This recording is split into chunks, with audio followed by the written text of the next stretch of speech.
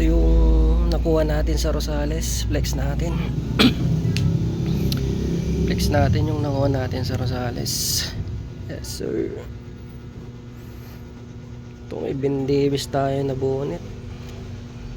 Ben Davis.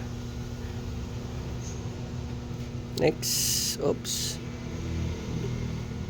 Ben Davis na belt, kaso wala yung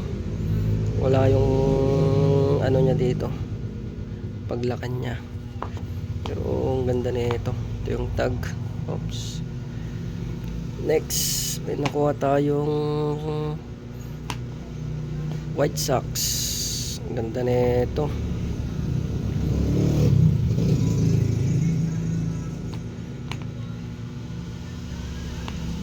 Ito yung tag, Twins Enterprise General Merchandise. Kompleto button. Hulma lang, no? Black na black. Ganda. Yan dito medyas na Adidas. May nasama pa dito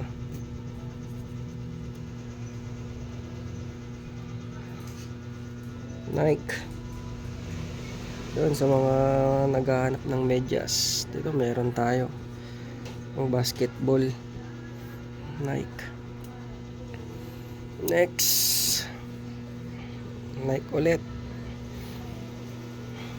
size large. Ganda nito, may kidlat pa. Next, oops, what's this? Oy, Balenciano. Gary. Sir Gary Balenciaga.